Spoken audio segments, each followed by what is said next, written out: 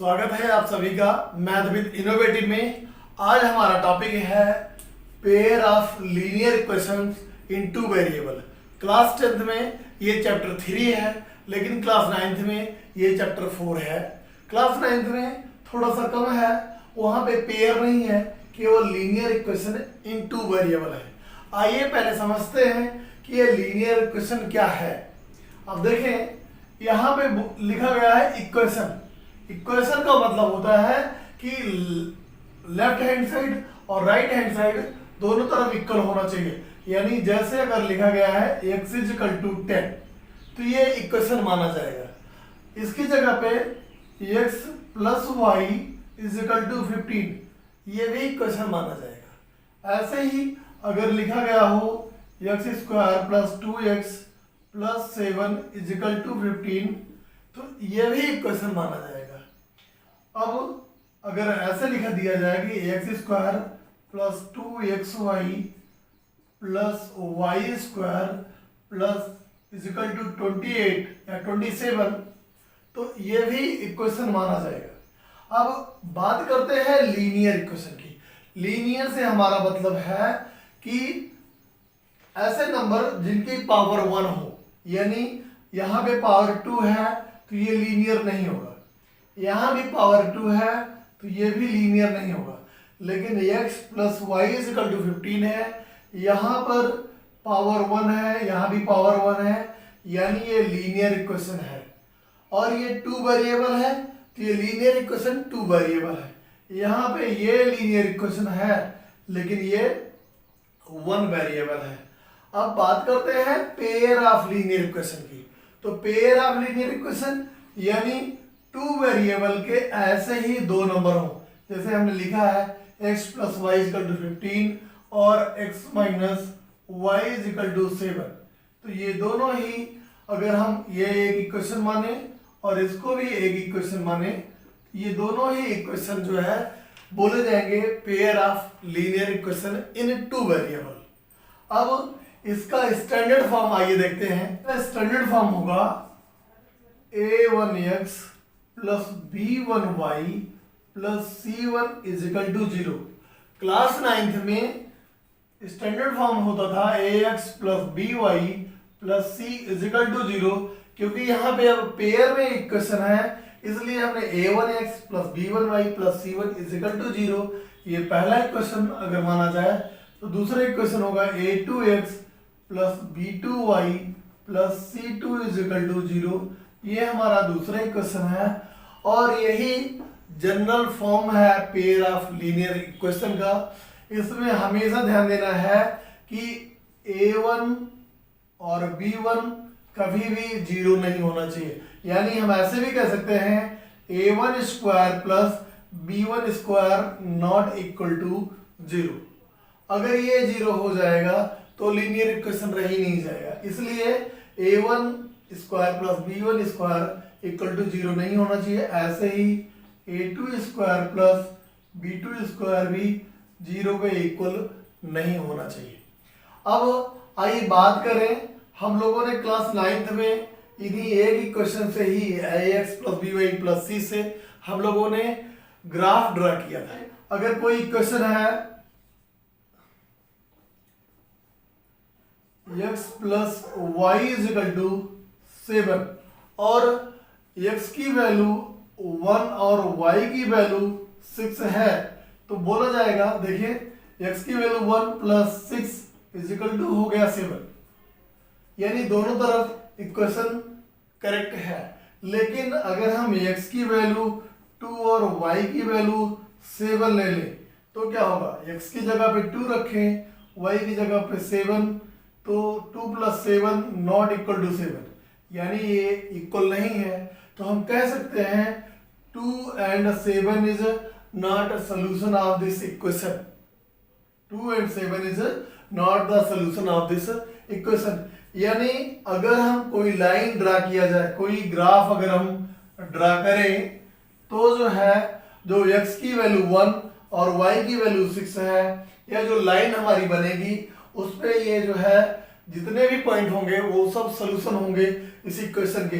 आइए देखें x और ये x डैश है, y और y डैश है। अब हम x की वैल्यू 1, 5, 6, ये वैल्यू मिल गया हमें 5 और 6, ये वैल्यू है x इजिकल टू 1 और y इजिकल टू 6 के लिए। अगर हम x की वैल्यू ले लें 2 अगर ले लिया जाए तो y की वैल्यू हो जाएगी 5, ये वैल्यू। ऐसे ही x की वैल्यू अगर 3 ले लें तो y की वैल्यू हो जाएगी 4। ऐसे ही x की वैल्यू 4 ले लें तो y की वैल्यू हो जाएगी 3। x की वैल्यू 5 तो y की वैल्यू 2, यानी कि लाइन कुछ ऐसे बनेगी, लाइन कुछ ऐसे बनेगी।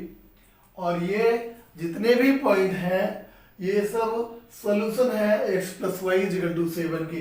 जैसे हमने यहाँ पे लिया 1,6, यहाँ पे 2,5, यहाँ पे 3,4 और यहाँ पे 4,3 और यहाँ पे 5,2, या आगे हम ले लें 6,1। तो ये सब जो है इस लाइन में जितने भी पॉइंट हैं सब इसके सॉल्यूशन हैं। लेकिन x इजिकल टू 2 और y इजिकल टू 7 ये इस इक्वेशन का सॉल्यूशन नहीं है।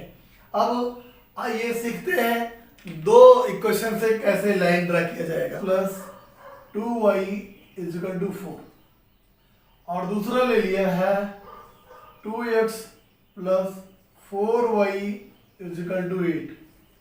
अब यहाँ ध्यान दें, दोनों ही इक्वेशन से अगर हम लाइन को ड्रा करें तो यानी कि दो लाइन ड्रा होगी। और देखें, दो लाइन ड्रा होने की तीन कंडीशन हो सकती है। पहली कंडीशन ये हो सकती है और दूसरी कंडीशन हो सकती है कि हम एक लाइन है उसी लाइन पे दूसरी भी लाइन चली जाए, ऐसे ही दूसरी भी लाइन इसी के ऊपर से चली जाए, ऐसे ही एक दूसरे को कोइंसाइड कर ले, एक ही लाइन पे दूसरी भी लाइन चली जाए।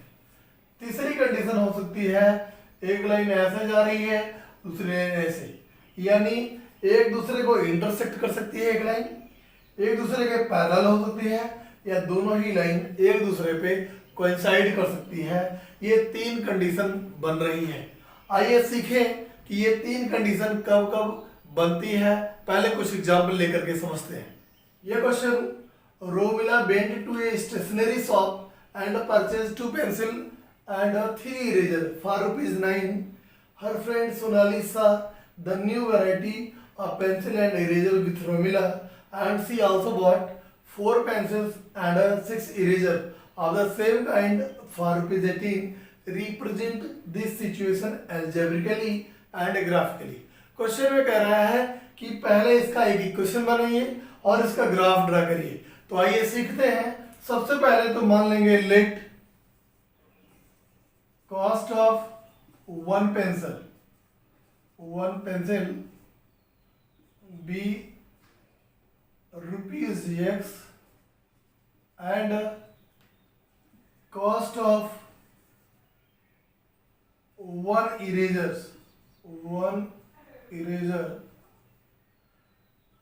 B ₹Y।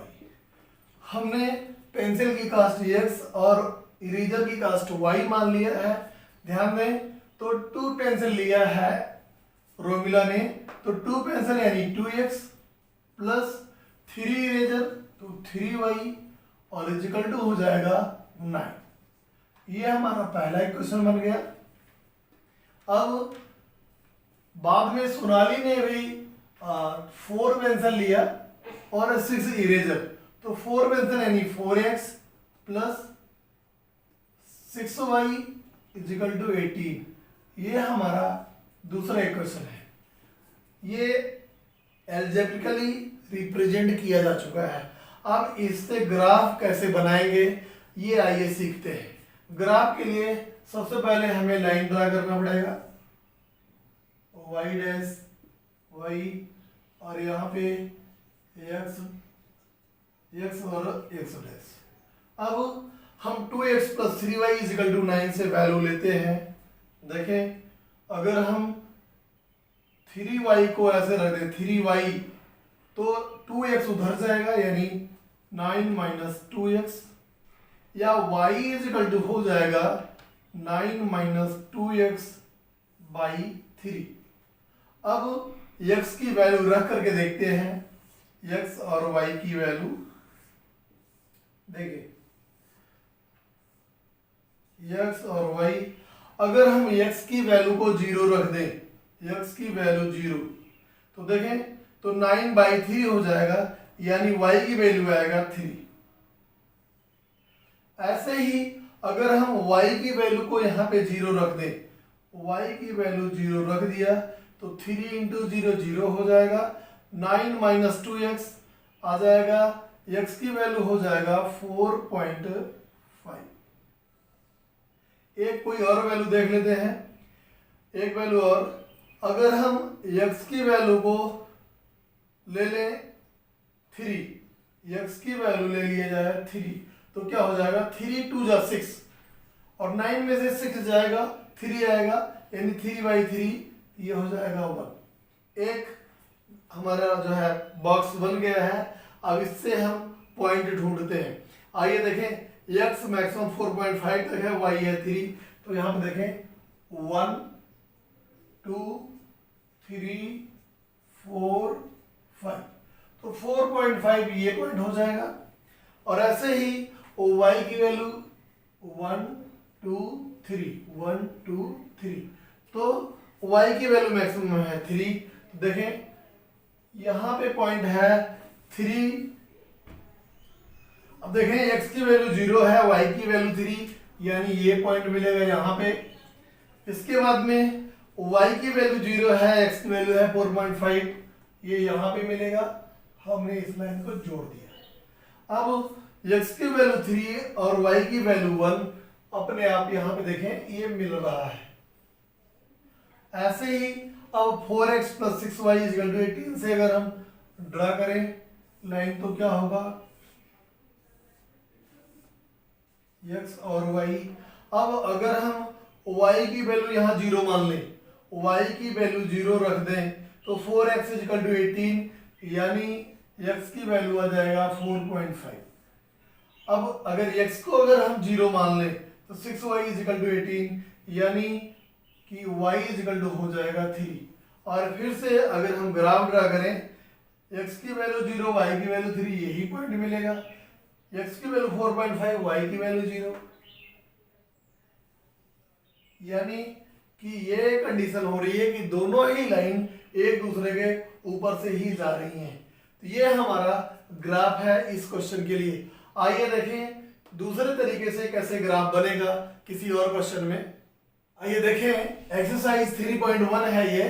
क्वेश्चन नंबर 1 है, Aftab tales his daughter 7 years ago I was 7 times as old as you were then. Also 3 years from now I shall be 3 times as old as you will be.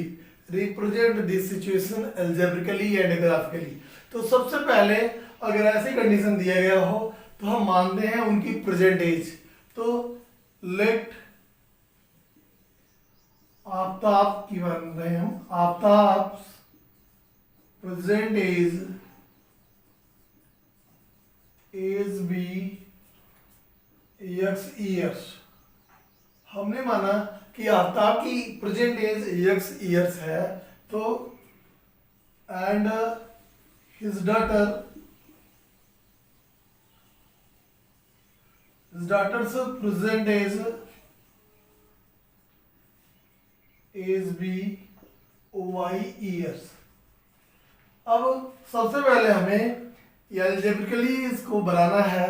तो देखें 7 years ago 7 साल पहले, यानी x - 7, Aftab की 7 साल पहले as x - 7, और उनकी डॉटर जो है उसकी भी एज 7 साल पहले y - 7 होगी। अब कह रहा है I was 7 times, मैं तुम्हारी एज का 7 गुना था, यानी ये 7 से मल्टीप्लाई कर देंगे। इसे सिंप्लीफाई कर लेते हैं। देखें x - 7 = 7y - 7 7 जा 49, और 7 को उधर भेजेंगे तो आएगा x = 7y - 49 + 7, या x = हो जाएगा 7y माइनस 42, ये हमारा एक इक्वेशन बन गया। इसी पे पॉइंट ढूंढ लेंगे हम। अगला क्वेश्चन कह रहा है 3 years फ्रॉम नाउ, अब से 3 साल बाद। तो अब से 3 साल बाद यानी आफ्ताब की एज में +3 जुड़ जाएगा, और I shall be 3 times as old as you will be, यानी उसकी डॉटर भी 3 years जुड़ जाएगा। और आफ्ताब कह रहा है मैं तुम्हारी एज का 3 गुना हो जाऊंगा, यानी यहां पर 3 से मल्टीप्लाई कर देंगे। इसे भी सिंप्लीफाई कर लेते हैं।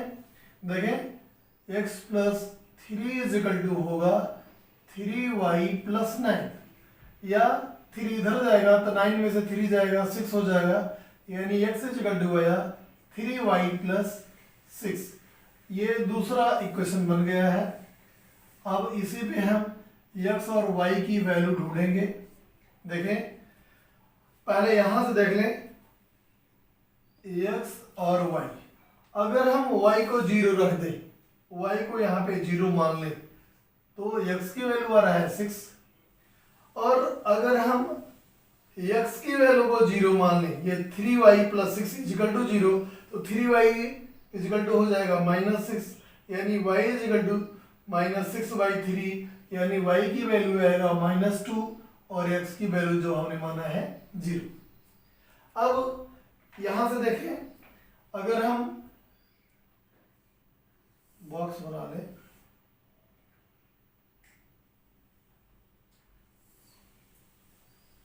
x और y के लिए, अगर y 0 मान लें, हम y को 0 माने तो x की वैल्यू आ रहा है -42। अब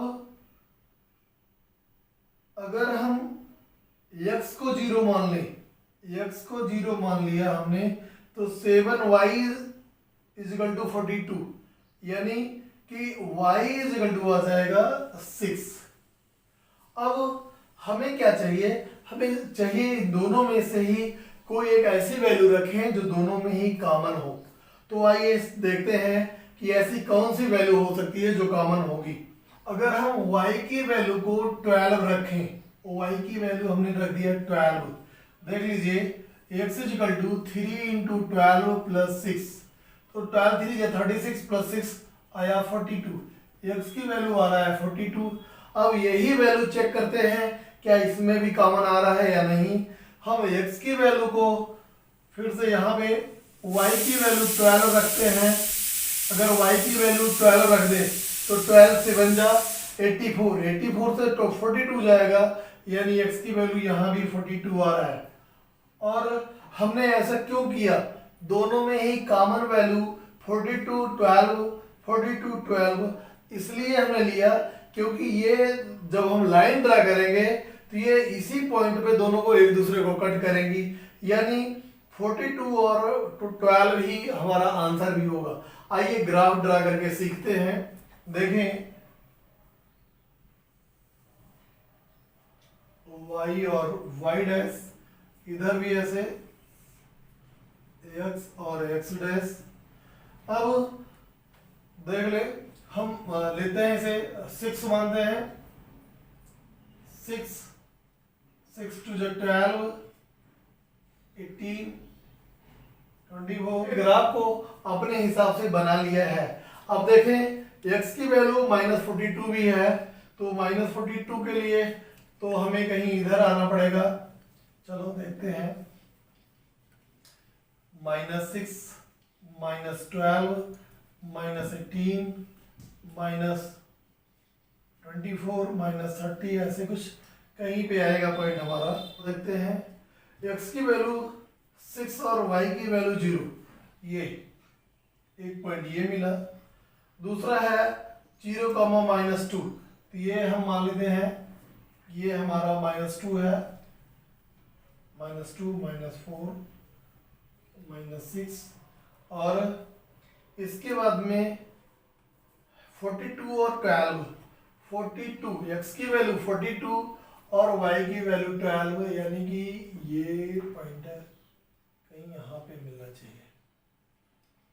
यहाँ पे देखें लाइन जाएगी ऐसे कुछ। इसके लिए मैंने ये लाइन ड्रा कर लिया है।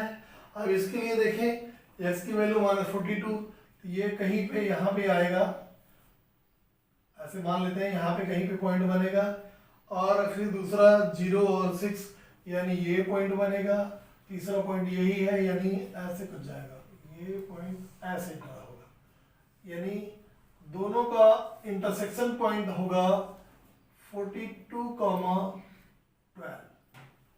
तो यहाँ पर देखें तो हमारे दोनों ही लाइन एक पॉइंट पे इंटरसेक्ट कर रही है, तो यही हमारा सॉल्यूशन है। इस इक्वेशन का सॉल्यूशन 42 और 12 है, यानी आफ्ताब की एज 42 है और उसकी डॉटर की एज 12 ईयर है।